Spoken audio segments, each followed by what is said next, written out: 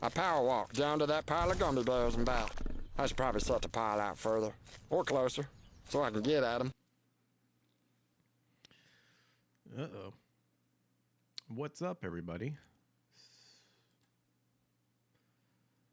I want to make sure. Okay. Dude, Rumble Studios was not showing up on my end, and I was like, uh-oh, what's happening? What's up, pups? We are live over on YouTube, Rumble, and X. Happy Friday. It is the Power Up Podcast. It's a show that takes a look at what's happening in the pop culture area. We get our news from different sources, see what's up, see what's good, bad, ugly, all that stuff, with the goal of, trying to educate ourselves of what's going on in the world. Hopefully bring out some laughs and hopefully bring back that nostalgic spirit of enjoying stuff that we loved from the past, because it's being bastardized today, specifically in video games and your movies, and even trying to come after manga. It's disgusting. It's terrible. Go back to the 90s, early 2000s, even the 80s, and it'll be wonderful. The world was our oyster during that time. If you're new and you enjoy the show, make sure to hit that like and subscribe button, and also ring the bell to get notified when I go live. I try to go live Mondays, Wednesdays, and Fridays, 8 p.m. Central Time. That's 9 Eastern. And then Tuesdays, Thursdays, and over the weekend, we stream Tuesdays and Thursdays, 8 p.m. same time, while the weekend is sometimes a little bit earlier and also around 8 p.m. Central Time. What up, Komanga? Says, here comes Johhny. Well, bam. That's what he says. Surprised that why doesn't that show, It's not like it's, StreamYards. I'll have to complain to them about that. Be like, why can't they show their profile picture, But yes, we got some news today. Tons of different topics that we'll take a look at. Nothing particularly like multiple articles, I guess you could say, but a good range of articles. So let's hop in, shall we? Coming from Video Game Chronicles. According to this, the PlayStation CEO says the PS5 Pro was a 5-year project. Development started before PS5 launch. So you guys knew. That just seems like garbage, really. So you knew this is what you wanted to? What a way to just try to weasel out money, Because you knew, this happened before with, your PS4 and your PS4 Pro. But people will be suckers and buy it, especially if you want to get that PlayStation Special Edition one. So Sony's console, that'd be the PS5, was released on November 19th, 2020. But according to Sony Interactive Entertainment's Platform Business Group CEO, Hideaki Nishino, development on its mid-generation upgrade had already been started before then. We have done Pro in the last generation, he told Variety. We learned a lot from there. When we were selling the PS4 Pro in addition to the PS4, 20% of customers actually got the PS4 Pro. It was high-end, it was premium tier, so there are potential users acquiring those kinds of units. Interestingly enough, it was not just about highly engaged users. Actually, new users came to PlayStation to get PS4 Pro as well. Pop goes the weasel. So we started working on PS5 Pro even before PS5 launched. It was another 5-year project for us, so there was a conversation around whether we wanted to do another Pro or not. But the main thing was, there are technologies we can grow up in 3 years, or 5 years' time. So the innovation technology advancement is more quicker in a modern world. Phones are updating every year. PCs are updating every year. Yeah, but to me, it's going to platform at some point. I don't think we'd ever I don't think we'd go every year updates, but there are things we can package together to bring the greatest things into the gaming console segment range. So that's a vision. Oh, if you guys could figure out how to do it, I don't believe that for a second. You for sure would want to do it every year if you knew that it would sell and get you guys money.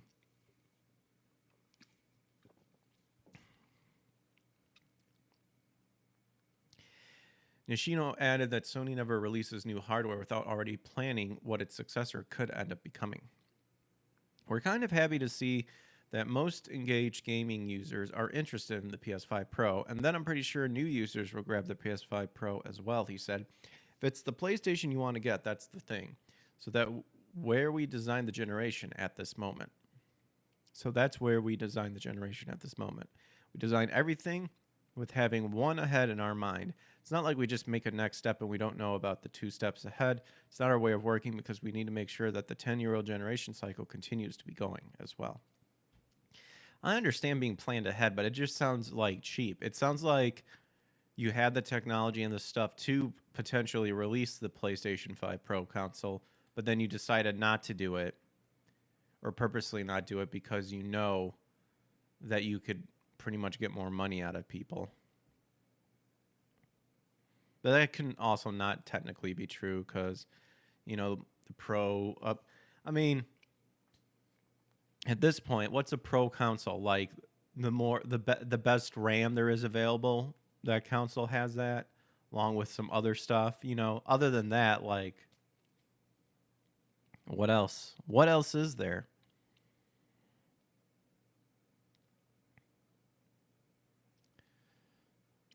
I still wouldn't mind getting a PS5. Oh. Excuse me. But I don't know. If anything, I'd maybe try to get my hands on that special edition PlayStation version. But ultimately, I mean, we read something not too long ago that people who are buying PS5s actually are getting the one with the disc reader because they don't want to pay the attachment. See, that's the other thing I wouldn't want to. I would just want a disc reader right then and there, not spend more money buying a dumb attachment. Wonder if someone's figured out a way if you could,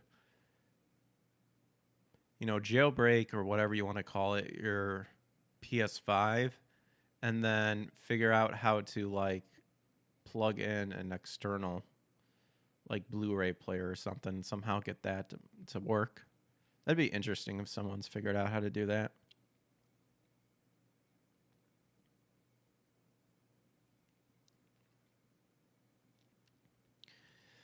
So Sweet Baby Inc. We all know Sweet Baby Inc. coming from that Park Place. But apparently they're partnering with the Powell Group to once again push its woke agenda. Of course, the Sweet Baby Inc. is going to try to latch on to different partners as much as possible.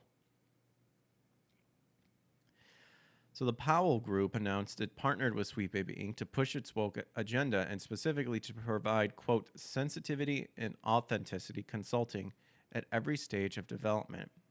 This is garbage. So YouTuber Master of the TDS, the host of the Gothic Therapy channel, discovered the partnership and shared in a video. They're not just partnering with Sweet Baby Inc., they are going to help Sweet Baby Inc. reach a wider market and be able to appeal to more studios, more gamers, more companies under a name that is more trusted in the industry. Well, hats off to Master of the TDS for pointing this out, too. Because, yeah, this is what they're trying to do. Because Kirsch talks about, you know, DEI now trying to hide itself under a new terminology, like the bridge or something like that. This is what they're going to do. When they realize the spotlight's shining at their sin, they're going to try to crawl back into the dark and latch on to someone else that is gullible enough to listen to them. Or, you know, throw enough money at them.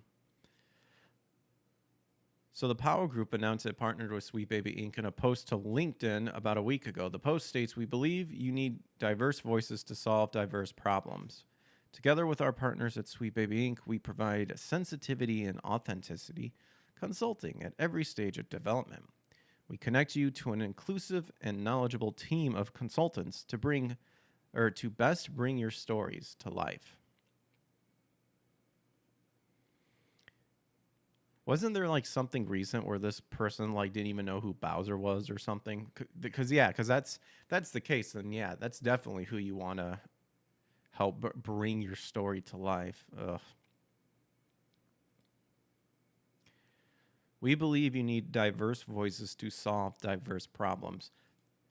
The catch-22 is they're the ones creating the diverse problems. So they are the enemy. So from there, it details that this partnership also allows developers, to, quote, reach a bigger audience, tell new stories, and represent emphatically.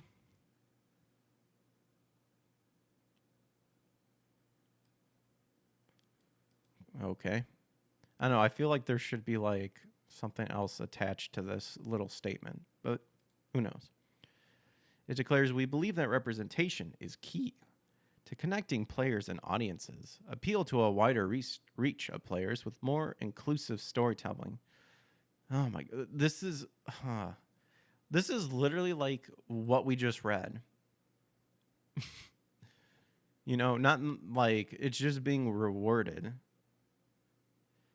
And keep in mind, there was that one showcase that they did where they're like, oh no, we're not trying to do, change your stories. We're not trying to wokeify it. We're not trying to do this, and this. And it's like, then you literally read this.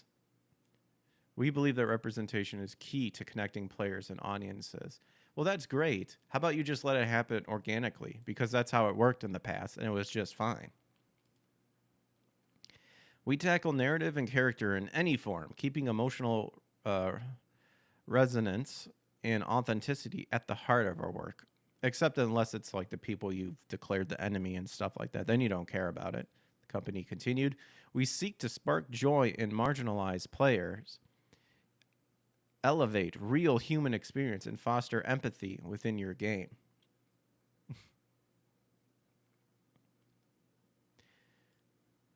See, but a lot of this is not based in reality. That's the problem, is these people live in a weird fantasy world where sometimes life just sucks, And that part of being entertained and going into, a realm inside of a video game is to get away from that reality, not to be more attached to, real life. It's all about them, too. Oh, it's all about us. It's all about XYZ. Blah, blah, blah, blah, blah.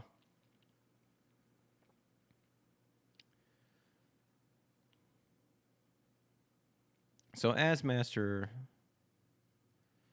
of the TDS pointed out, the company's sensitivity consulting webpage features a number of colored blocks in front of the Sweet Baby Inc. logo and reiterates what the company is now providing. We believe you need diverse voices to solve diverse problems. Okay, so once again, we've read that. I think that's the LinkedIn screenshot we got here. Together with our partners at Sweet Baby Inc., or it's talking about, it's mentioning that one, but you got your LinkedIn screenshot one up there. Together with our partners at Sweet Baby Inc., we provide sensitivity and authenticity consulting at every stage of development. We connect you to an inclusive and knowledgeable team of consultants to best bring your story to life. What it concludes. What is very interesting is that this partnership with the Powell Group does appear to provide Sweet Baby Inc. to even more access to video game developers and investors to push their woke agenda. The Powell Group publishes a yearly investor list with the most recent one including over 800 investors and 500 publishers. And then what do you make of Sweet Baby Inc. partnering with the Powell Group? I mean, like I said, it's kind of to be expected because the spotlight has been shined on them so hard and staying on them for calling them out on their garbage infestation, is that they have to find another company or something to be able to latch on to stay afloat and to stay alive. Because remember, this whole thing started on the back of, the Me Too movement, the George Floyd riots and all that stuff, because they got that government money to allow them to do this. And then they slowly began, infesting everything. But now that the truth has been revealed, now they've got to find something else to do, because the proof is in the pudding of all this, all these games failing. Concord, Dustborn, Suicide Squad Kills the Justice Leagues. It doesn't sell. And all of these people have worked on it. So it's like, why would we want you to work on our game? Because it's not good, because we're seeing all this stuff and it's failing. So why would we hire you? So now it's like, well, now they got to rebrand or hide behind a different group to where that group can then be the face. And then they can like stew in the shadows and all that stuff. Don't fall for it, I would say. Keep an eye out. And shout out to Master of the TDS that discovered that too. I've seen some of his videos, so crazy stuff, especially with the whole bots things that he researches into. Insane stuff.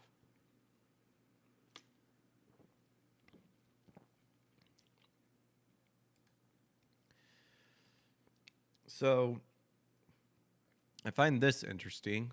Marvel's Wolverine, coming from that Park Place. Marvel's Wolverine creative director no longer on project due to, quote, creative decisions around the game. Now, if I remember right, people were very hyped up to Marvel's Wolverine, and I think this is another game where Sweet Baby Inc., I think, is involved. Because it's Insomniac. Yeah, because it's like the Spider-Man stuff. So the same, same. See what they did with Spider-Man. So Brian Horton, the former creative director of Insomniac Games' Marvel's Wolverine, is no longer part of the project and has moved on to become the creative director for Xbox's upcoming Perfect Dark game, which has also been bastardized. So, so was the move like worth anything, like for the gamers? I don't know. According to Stephen Totilo at GameFile, Horton left Marvel's Wolverine over the summer after beginning with the project since 2021. With Horton out, Insomniacs replaced him with Marcus Smith as the creative director. Mike Daly is the new game director. Cameron Christian, who was previously serving as game director, will remain on Insomniac, but in a different role. And Totilo claims these moves are the result of creative decisions around the game. Interestingly enough, the timing of these decisions also appear to match up when Sweet Baby Inc. defender Mary Kenny, thought so, who was in the Sweet Baby Inc. thing, who was an associate narrative director working on Marvel's Wolverine, announced she left the project and joined CD Projekt Red. Kenny posted on LinkedIn back in early July, "Without further ado, it's time to announce my new job. Today was my first day as the senior writer as CD Projekt Red, best known for the Witcher series in Cyberpunk 2077. She added, "I can't wait to talk more about my project. I'm thrilled to be getting back into RPGs, and my team is talented, welcoming, and just flat out cool. Here's to a new adventure." Yeah, here's to a new bastardizing. And then before that announcement, apparently, Kenny had made it clear in an interview with Jules Shockers her main goal in the video game industry was to inject LGBTQ plus themes. Commenting on a GLAAD report bemoaning the lack of LGBTQ plus characters in video games. "Oh, but you have Dustborn. You had Dustborn and Concord to do that. Oh, it didn't sell?" Kenny said, "The GLAAD report tells us something key. Games are a way for LGBTQ people to socialize. But it also tells us something heartbreaking. It's that the LGBTQ gamers don't feel the developers are thinking of them when they design games." Of course, because they shouldn't be thinking about them. They should be focusing on what the story of the game is that's being made. Like, this is so retarded. Like, it's not all about you. And when they do make games that are specifically about, the LGBTQ people, Concord, Dustborn, it doesn't sell. It doesn't even last 2 weeks. God, these people are delusional. Just because it doesn't say like I'm gay, like the person in the game is like I'm gay or something like that, you know? It's like, oh, I feel like it's not, it's not in there. Oh, it's like, so what? Like, who gives a shit? No one cares. No one cares who your butt buddy is. Kenny added, there are so many LGBTQ developers, and we want to. Let's be real here. Activists. I'm sure there's a couple who are legitimately just want to make a good game, but the majority of these are activists or diversity hires or DEI hires. And we want what players want, to design experiences that tell the players we're here, we're important, and we belong. No, you don't. That right there is a specific type of player. It is not the player. Because these people don't want to admit that the players who consist of the majority of the video game sphere are white males. They absolutely hate that. And saying this, they're trying to, once again, like they always do, change the definition or change the origin of just what video games like developed into. Like, they don't want to accept that. They don't want to accept the fact that the majority of gamers are white males. It pisses them off. So, I mean, this face tells you everything. So in order to obtain this, she declared, we need to pull every lever we have, characters, community, support, mechanics, to make it so. That seems more like a threat to me. We got to do whatever it takes. And they will. They try.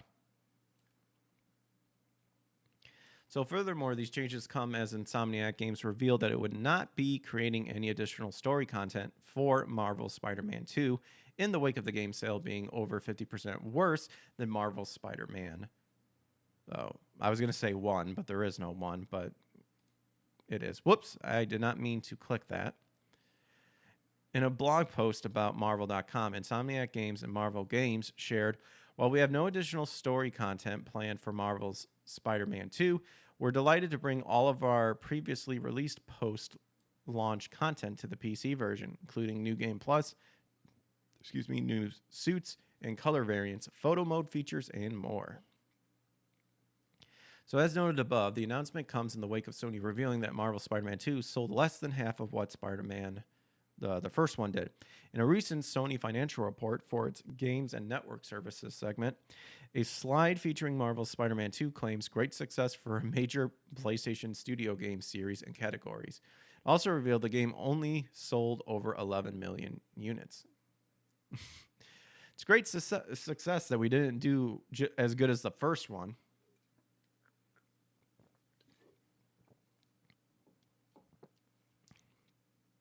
So while 11 million units might seem like a, quote, great success, one can only view it as a massive failure, given Sony sales data that was leaked to Reset Era at the end of 2023 revealed that the 2018 game Marvel Spider-Man sold 22.685 million units. And net sales totaled 827 million. Cha-ching! Even the 2020 Marvel Spider-Man Miles Morales game sold 11.125 million copies and had a net sale totaling 427. I like how it's literally half. Both are literally half. Was that like an add-on? Or was, because I know they like wanted Miles in, like, I know he was in the first one, but he wasn't like the main point, you know? So it's like, I can't remember. Let me see. I feel like it's like an extension or something. Let's see. Marvel's Spider-Man 2.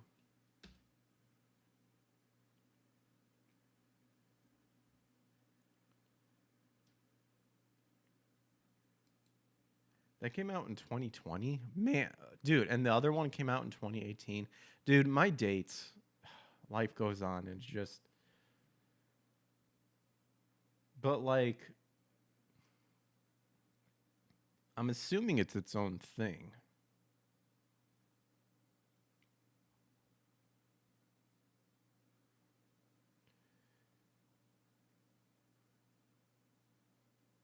This says like it says Marvel Spider-Man 2 is the sequel to the first one, but it continues. It's a continuation of Miles Morales. I don't get it.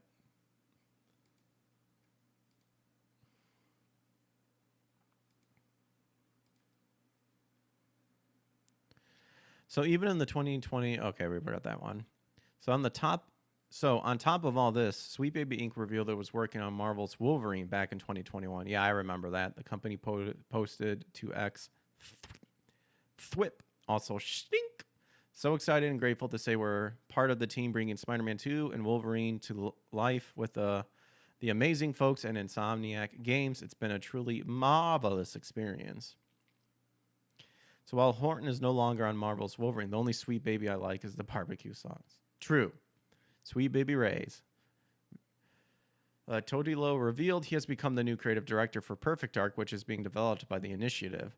An Xbox spokesman told Todilio that Horton is, quote, bringing his wealth of experience to upcoming reboot of the classic Secret Agent series.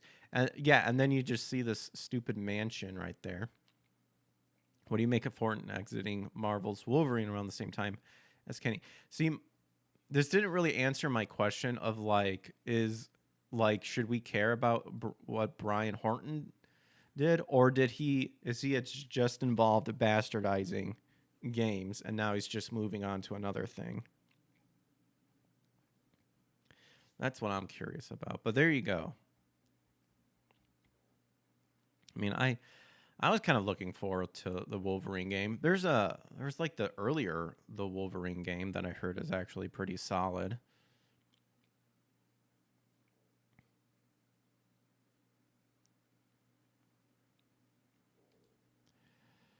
So switching over to Tech for Gamers, our beloved Ubisoft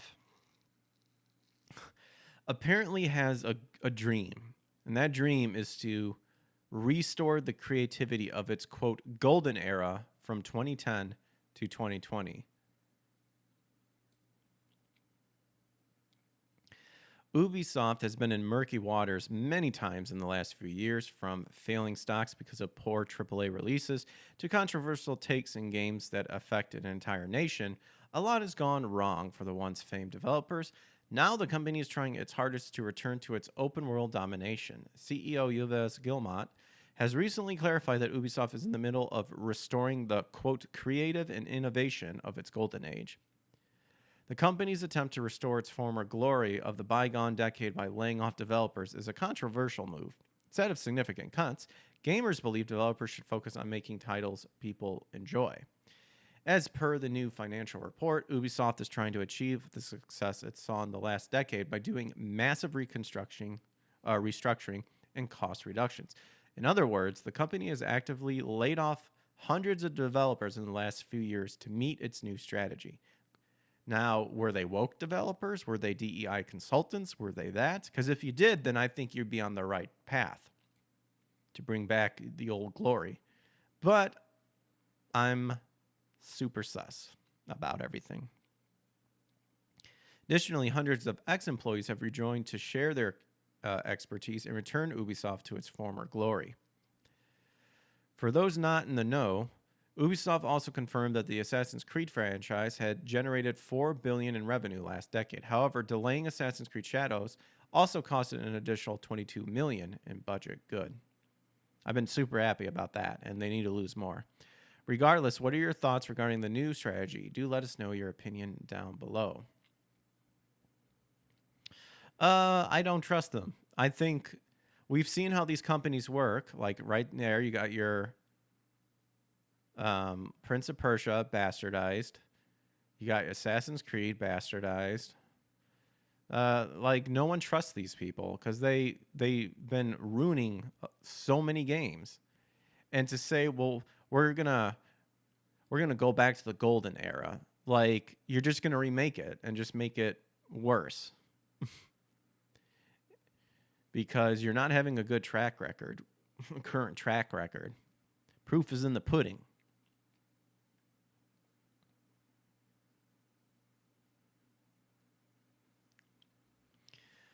So this definitely had an eye roll right here. Indiana Jones and the Great Circle to feature disclaimer clarifying that developer Machine Games decision to use Nazis as enemies, quote, should not be in any way construed to condone, glorify, or endorse their ideology. The fact that people have to say this now is so fucking stupid. It is so dumb. Because remember, these same people are the ones that spew that nonsense to another side, specifically the right side. When in actuality, you know, Hitler was a socialist. The Nazi Party was the National Germans Socialist Workman Party, if I'm not mistaken. Again, the rewriting of history like they always do and then projecting it onto other people. Kamanga says, remakes, indeed. For most people, it's understood that when a creator chooses to depict something evil in a piece of fiction, especially when that something is also portrayed in universe as explicitly bad, said creator is not endorsing and giving behavior or ideology, but rather using it for narrative purposes, often to contrast the moral differences between a protagonist and their opposition. Yes, because that's just common sense. However, the same apparently does not ring true for the video game industry's, quote, modern audience, as like many games before it, Indiana Jones and the Great Circle will feature a very performative disclaimer, assuring players that despite developer Machine Games' decision to pit the iconic archaeologists against the historical Nazi regime, the studio themselves does not endorse it in any way, shape, or form. The existence of said disclaimer was first unearthed courtesy of Video Game Chronicles' Jordan Midler, who came across Machine Games' message during his recent playthrough of the game as conducted during a recent Machine Games press day. According to Midler, despite the game itself tasking players with physically fighting the many Nazis that Indy may come across in the adventure, as well as including a game mechanic that allows the player to physically burn various Nazi-related propaganda poster. Oh my gosh. Upon booting up the Great Circle. Yeah, that was like, oh my gosh, people are going to see us as being, supportive of Nazis. So we have to include a mechanic that shows them to burn it. It's like, dude, we're not like... The only people that are retarded are you for incorporating this mechanic because you think everybody else is retarded. And the modern audience. Those are the only two retards in the video game industry. Because everyone else is perfectly sane and have common sense and understand exactly what the article said prior above. Upon booting up the Great Circle, players are met with an assurance that Indiana Jones and the Great Circle is a fictional story inspired by historical events and characters. Names, characters, organizations, locations, and events are either imagery or depicted in a fictionalized manner, not intended to disrespect any historical or cultural belief.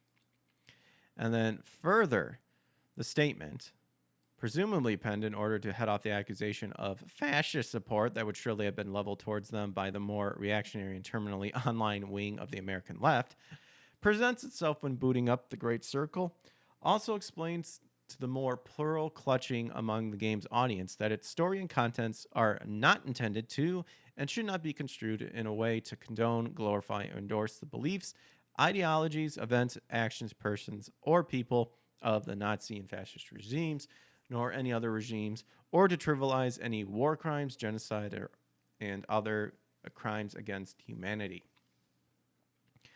What about the Nazi left regime? What about the woke regime?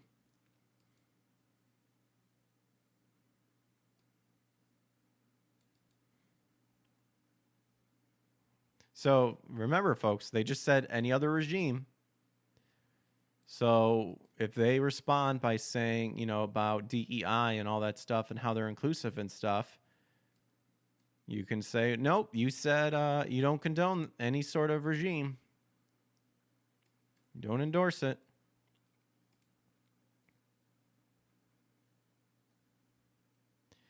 So while Machine Game's message is particularly egregious due to it only being included because some players are unable to separate fiction from reality, as noted above, it is far from the first such content disclaimer to be included in a contemporary video game title.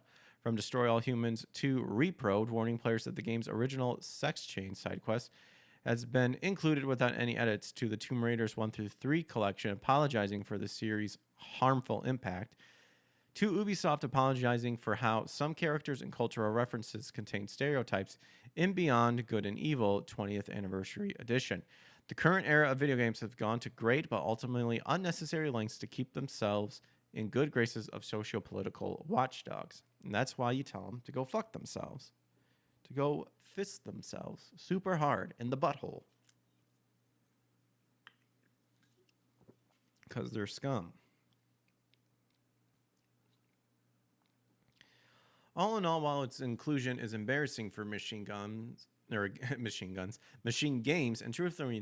truthfully insulting to the vast majority of players who would never have assumed such a link between depicting Nazis as bad guys and endorsing their ideology wholeheartedly, it's unlikely that the disclaimer will be removed from Indiana Jones and the Great Circle hits shelves on December 9th. Let's see what Machine Gun Games developed the terrible new Wolfenstein game. This will be just as bad. Machine Games ruined Wolfenstein. Cringe like this is expected from them. Hope this game flops and leads to the long overdue closure. Sounds like people are not happy about this over and pounding into comments. Very nice. Lol. Wow.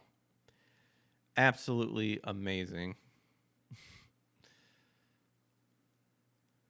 So, it's all agreed on the internet that Johhny Somali is a piece of shit and a garbage human being. And apparently he is now reaping what he has sown, because Korean streamers are not having it, and apparently they are hunting down Johhny Somali. And he has been getting his ass whooped. Deservedly? Absolutely. Nuisance streamer Johhny Somali, Ishmael Ramsey Khalid, is currently in Korea and is actively being hunted down by enraged Korean streamers after his actions in the country. In addition to his usual antics of being disgusting and obnoxious, Somali took things to another level when he began fondling and humping a memorial statue for Korean comfort women. Comfort women from Korean women and girls who were systematically kidnapped and sexually assaulted by the Japanese Imperial Army during World War II. This guy does... I've seen the hits that this guy receives. He needs more. He needs to get the living shit kicked out of him. Hard. And I'm not saying I'm the one to do it, nor should I say that really, should people just actively go out and beat the shit out of him, sort of thing. Obviously, one is supposed to say, no, you shouldn't do that because, you don't condone violence and all that stuff. But let's be real here. He does need to get his ass kicked. Hard. This is how, people like me growing up in the 90s and the early 2000s, this is how men solved problems. When retards like him don't apparently get through their thick skull that what they're doing is not only annoying, but is downright insulting and stupid. And expect to be constantly looking behind your shoulder for your check that you can't cash finally being, requested upon. I know I said that phrase wrong. Don't write a check you can't cash. Because people are tired of it. And his chin is finally being checked. His antics are gay. He is. Somali is a civil terrorist. Yeah, he very well could be. I say all this because, you know what? I doubt he would come after someone like me in terms of like, oh, you're defaming me and stuff. But yeah, I'm not too worried about it. especially because there's literally people beating his ass, which I mean, who am I to comment about anything like that, you know? But I can say this, though. He is very gay. And I have to say, This guy must be a fag. He is a fag indeed, and he can Go f yourself. Ta-da! So in the days following this incident, Korean netizens have been incensed to find and hold Somali accountable. This has led Somali... sorry, I had to bring back up my chat. This has led to Somali live streaming in a plain white room in order to conceal his location. Dude, a white room too? Like, people like have been tortured by being thrown into a white room because like they go crazy because there's like, you know, your depth perception just goes haywire when you stay in there for X amount of time. In his stream, he refused to apologize and further antagonized Koreans, confident that he wouldn't be found. There he is, right down here. Hello. The Korean public, the Korean people, everybody chan, let's drink chan chan chan chan chan. And as you can see, yes, I am still in Korea. As you can see the Hanguk.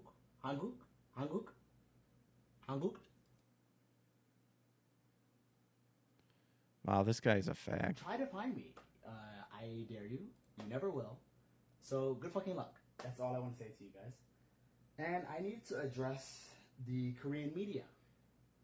I want to address JTBC News. Okay, I don't even want to hear what he has to address because I'm sure he is victim. I'm a victim, like the victim card. He probably dishes that out like 24/7 to where his wrist hurts because he's flinging that card around so much. Oh, but look at that. Spoiler alert, he was found. Oops. In a showing of internet detective work, not seen since Shia LaBeouf's game of Capture the Flag, Korean interest. Oh, yeah, I remember that. Korean internet users found Somali thanks to a combination of the reflection of his cell phone and a brief glimpse of a pizza box in an otherwise empty room. Oh my gosh. Since discovering his location, Korean streamers have been following him and attacking him in response to his odious behavior. Now, according to Dexerto,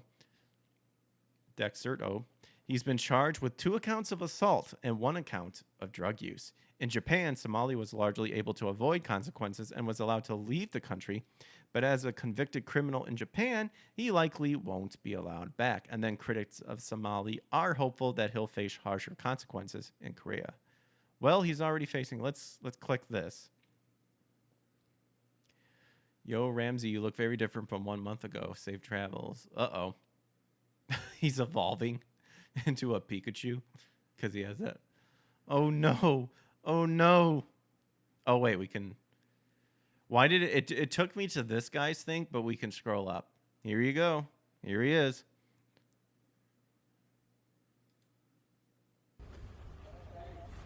야, 굿나잇, 소말리. 굿나잇. 어? 굿나잇.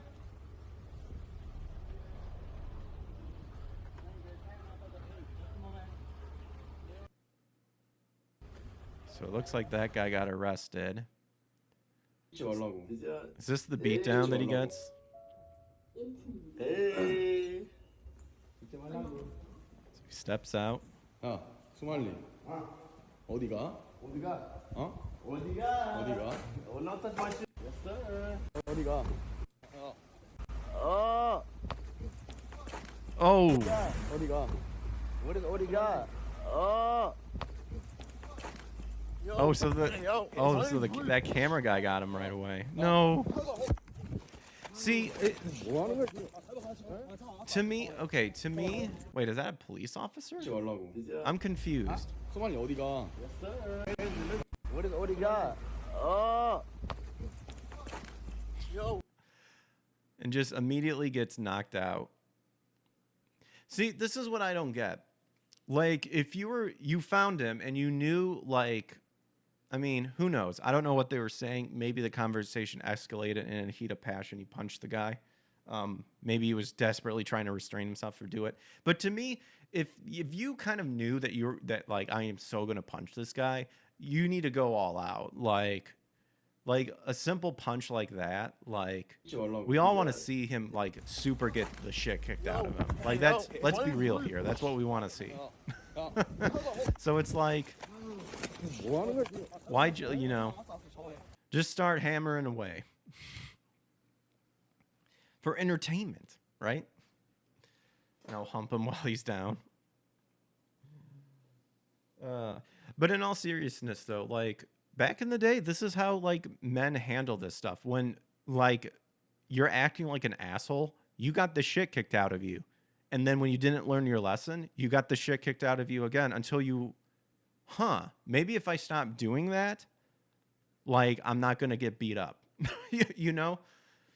It's amazing on how back in the day that, like, worked just fine. And now, of course, when something like that happens, people cry victimhood and all that stuff. But there you go. He got whooped. Okay, you got a picture right here. See, this is where I'm confused. So was this, I'm assuming it was this guy the guy that hit him? That looks like a police officer.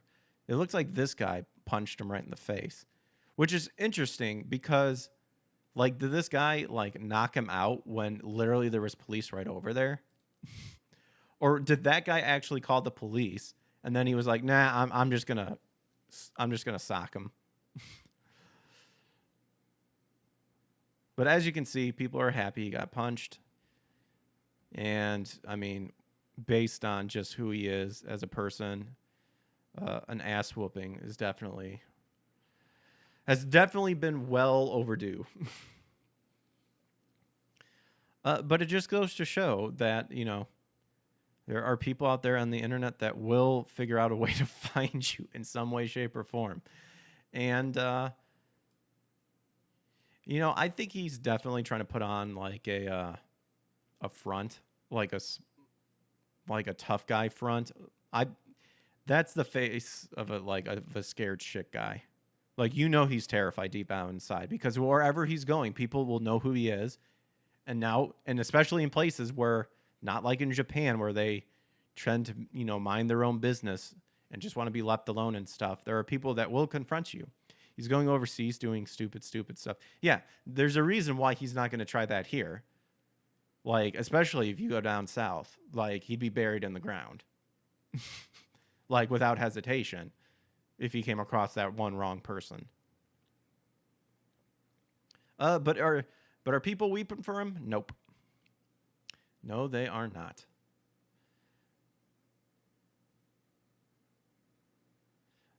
But why don't we go ahead and kind of wind down here on some uplifting news? I mean, I guess you could say Somali getting his cloth clean is uplifting news.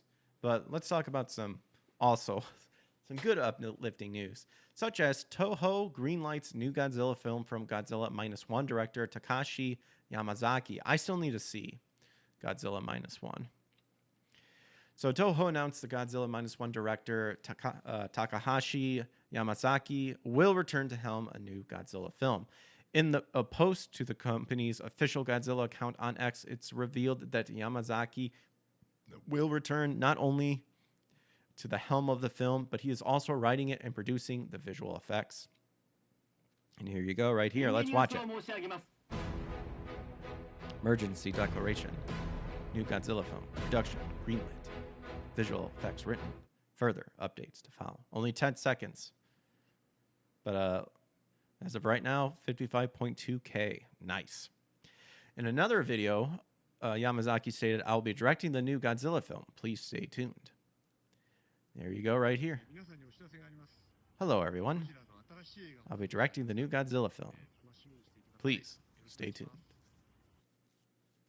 Very nice. No details were shared about what Yamazaki has planned for this movie or if it will be a sequel to Godzilla -1. Back in January, if you're seeing me like move my head around and stuff, I'm stretching out my my surgery for my clavicle. Because as I'm doing therapy, it's loosening up more and more, and it's starting to not feel as stiff. Still there, though.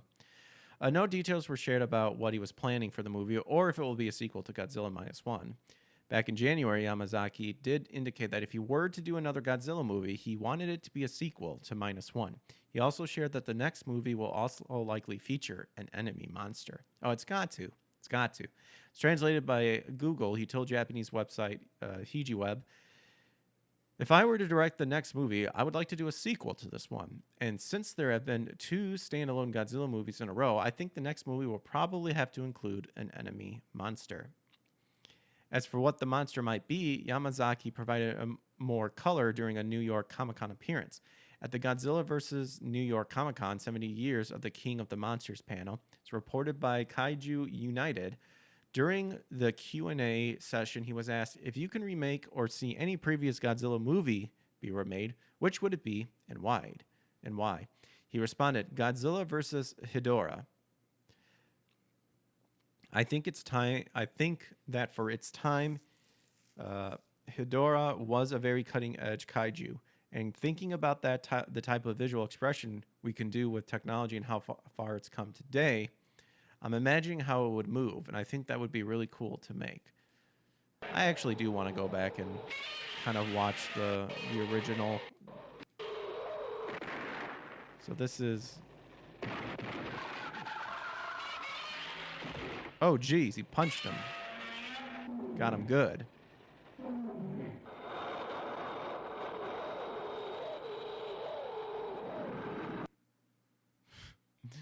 Funny. Godzilla Minus One was a huge hit at the box office. The film reportedly had a budget less than 15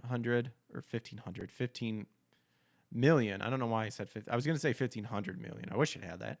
And it nearly grossed 100 million worldwide. The numbers reports the film has grossed 56.4 million in North America theaters and another 47.9 internationally, for a global gross of 104.3 million. The film is the largest grossing live-action Japanese film to hit North America theaters of all time. The punch made him fly straight away. Very true. I thought he was like looking at like his blood, or maybe it didn't like do anything. I just wanted to see like what he was talking about, but I can definitely see what he means about like that character, like with using today's technology to, you know, bring him a more up-to-date visual representation.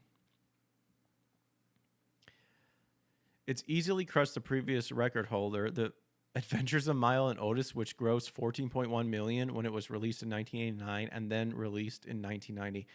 You want to know what's funny?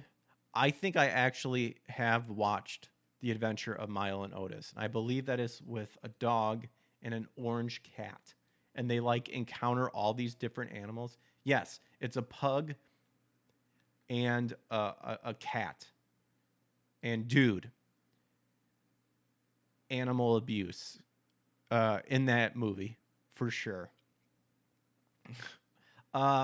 You could say animal abuse in that movie, because there's a scene where story-wise the cat is trying to get away, I think, from an animal, and it literally goes to an edge of a cliff, and literally the next scene you see that cat falling into water, like super high up. And the way it is falling, you know someone picked that cat up and literally threw him off the ledge. You can find it. I'm pretty sure you can find it on YouTube. It was insane. I remember watching it in college, and it was crazy. The Adventures of Milo and Otis. Let me see if I can find it. Cliff. Like, that cat got tossed.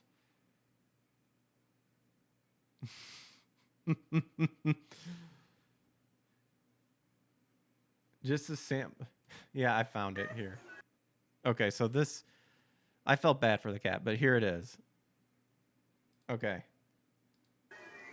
So the cat's like... Yeah, like birds are literally like pecking at this sucker. Look at that. Look at that cut. That cat was chucked off that cliff. Oh my gosh.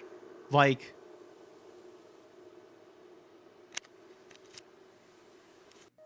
holy moly. Like, for all we know, like, there could have been double cats. A cat, a stunt cat. Like, they launched that sucker. Oh my goodness. I remember laughing so hard when I first saw that. Like, I felt bad for the animal, but it was like, did they really just pick that cat up and just chuck him off that ledge? But yeah, dude, like, there's a bear in that movie. Like, you clearly saw those seagulls, like, scaring the crap out of that poor cat. Oh my goodness. I cannot believe the adventure of Milo and Otis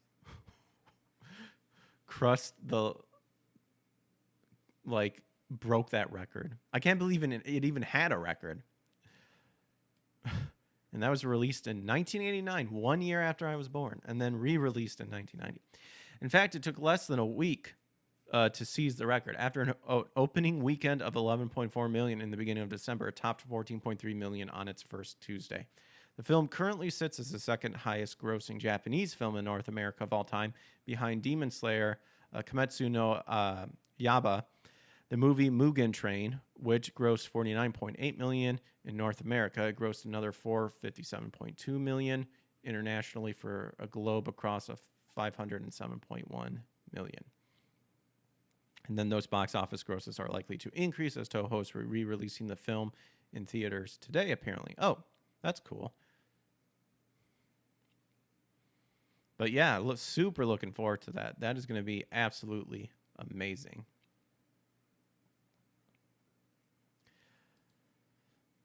So as we're winding down here, I saw this Pokemon Scarlet and Violet, the card game Prismatic Evolutions announced. I thought this was a video game. But here you go. If you want, your trading cards, an expansion focusing on Eevee and its evolution is apparently coming out. See, for a second there, I thought it was its video game because I was going to be like, didn't they do Let's Go Eevee? And they've kind of already focused on Eevee, but I didn't realize it was the card game. The set, which will be released in English in January and later this year in Japan, will feature over 175 cards and will be available in booster boxes, elite trainer boxes, standard booster packs, and other TCG products. Cards from Scarlet and Violet Prismatic Evolution will be available in the following products. And then there's your list right here. There you go. Apparently it comes with an accessory pouch, special collection. Very cool. The set's official description reads, from fluffy and fiery to freezing and fanciful, Eevee and its many evolutions hold a special place in the hearts of Pokemon trainers across the land. Discover their unique new powers as Stellar Terra Pokemon X and look for treasure for your very own across a grand gathering of Pokemon X from Paldea and beyond. Glittering gems and hidden patterns await at the end of the rainbow in the Pokemon TCG Scarlet and Violet Prismatic Evolution expansion. This set will likely be incredibly popular, following the success of Evolving Skies, an expansion of the Pokemon trading card game, which was largely based on Pokemon like Embryon and Espeon. This set, by far the most valuable in recent years, features cards that now sell for almost $1,000. Holy moly. And then apparently a PSA 10 Umbreon VMAX, known by fans as Moonbryon, due to the card's artwork, can fetch $1,600. Hot damn. Dude, cards, man. I wish I could get into the Pokemon trading card. I tried playing a little bit of the online version just to get to it. It's pretty interesting. I used to play Magic the Gathering and Dragon Ball Z. But with that being said, let us go ahead and wrap up with games that were released today. Got Alex Kidd in Miracle World, Ark the Lad 2, Blood Omen Legacy of Kain, Donkey Kong Country 3, Dixie Kong's Double Trouble. Hey, 007, The World Is Not Enough, Crash Bandicoot, The Wrath of Cortex, Castlevania, Curse of Darkness, From Russia with Love, Teenage Mutant Ninja Turtles 3, Mutant Nightmare. There you go, Super Mario Galaxy. Oh, I played the GoldenEye 007 Reloaded game. Just not as good as the OG. Not as good. You got Uncharted 3, Drake's Deception, Tales of Xillia 2. Oh, you're anybody who's a doc hack / GU Last Recode for PlayStation 4. Then you've got your current games for today. So some cool games that stuck out there. Then Moby Games expands it a little more from around the world. Apparently something called Airbuster. I just saw TurboGrafx 16. Got your Airbuster, Dragon's Eye, Plush Shanghai 3. Interesting. Pokemon Pikachu, a dedicated handheld version, apparently was released in the United States.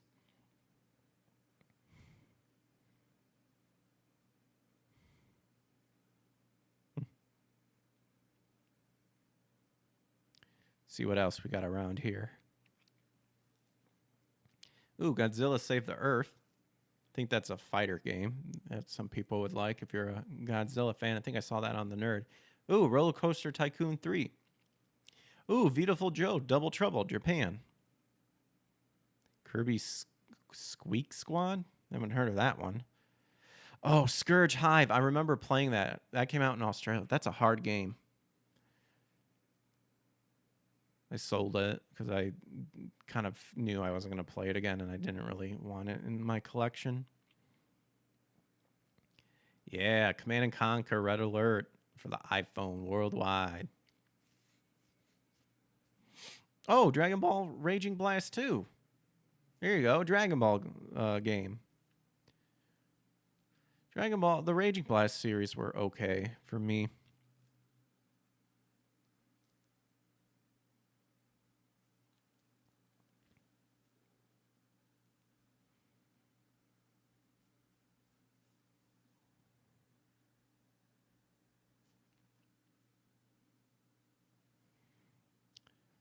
Not seeing anything else that's really popping out to me at the moment, but we found some more games, some solid games on the Moby's side of games that were released today